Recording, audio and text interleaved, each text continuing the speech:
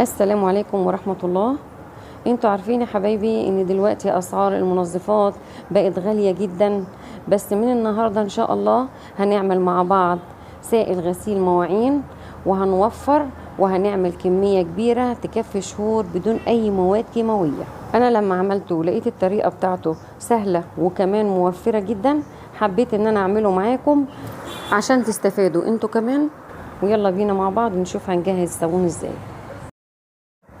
واول حاجه كده هقولها لكم قبل ما نبدا، ان كيس الصابون اللي قدامنا ده متوفر عند كل المحلات بتاعه المنظفات، بس طبعا بيختلف من اسماء الشركات. يعني اللي معايا هنا ده اسمه سكاي. ودلوقتي انا لما هفتح الكيس دون هلاقي جواه كيسين اتنين من جوه. اول كيس معانا ده البودره بتاعه الصابون، تمام كده.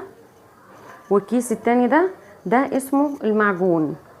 هو الكيس ما بيحتويش غير على الكيسين دول، لما بنفتحهم هم دول اللي بيبقوا موجودين فيه بس. وبصي بقى هنا مكتوب على الكيس يخفف في 8 لتر من المية، تمام كده. ومكتوب عليه كمان. وبالنسبة لريحة الليمون انت اللي بتختاريها، انا هنا جبته برائحة الليمون. دلوقتي اول حاجة معايا هنا رتل من المية وطبق بلاستيك عميق، هنزل فيه رتل المية. وبعد ما بنقلب الازازة كلها بنجيب البودرة اللي كانت موجودة معانا، ننزلها كلها على رتل المية. وبعد كده ندوب البودرة في رتل المية لحد ما تدوب تماما. ونجيب بقى كيس المعجون وننزل بيه على لتر المية اللي احنا مدوبين فيه البودرة. وبعد ما تنزلي بالمعجون كله على لتر المية، اعرفي ان المرحلة اللي جاية دي بقى اهم خطوة في عمايل الصابون عشان يطلع معاكي ناجح جدا وتاخدي قوام تقيل. وطبعا لما يكون القوام تقيل هتبصي تلاقي معاكي الصابون هتاخدي كمية كبيرة. فاحنا هنعمل ايه؟ هنقعد بقى نقلب الخليط ده كله كده مع بعضه لمدة ربع ساعة. ويا ريت لو لسه مكملين معانا لحد هنا ما تنسوش تدعمونا باللايك.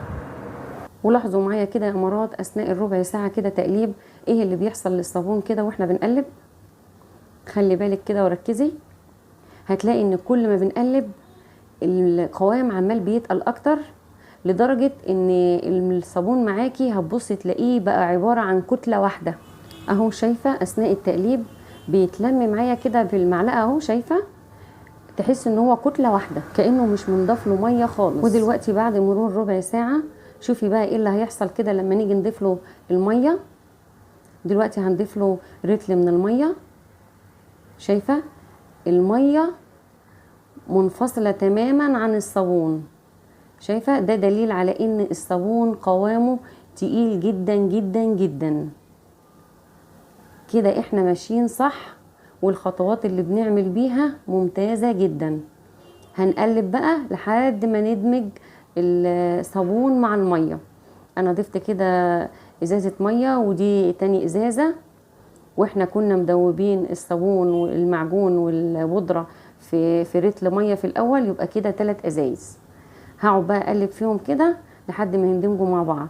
واثناء ما احنا بنقلب بنضيف بقى ازازة بازازة، يعني رتل برتل بالتدريج كده نضيف ونقلب.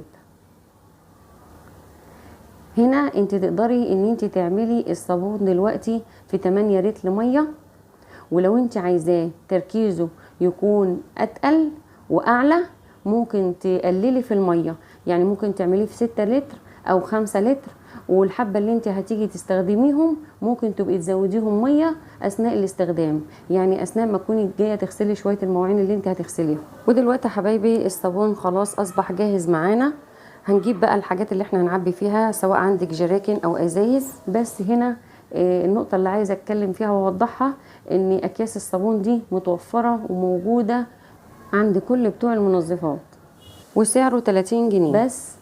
اللي بيختلف الشركات، هو بيختلف من اسم شركة لشركة، وطبعا المنتج بيختلف على حسب الشركة. يعني انا كنت جايبة منتج قبل ده واستخدمته، ولما جيت اجيب منه تاني لقيته خلص. فلما جبت النوع ده اللي هو سكاي لقيته اجمل بكتير من النوع الاولاني اللي كنت مستخدماه. ودلوقتي بعد ما خلصنا تعبية الصابون، هنا هشطف الطبق مطرح الصابون. بصي كده يدوبك بس البقايا اللي موجودة، شايفة عاملة الرغوة ازاي؟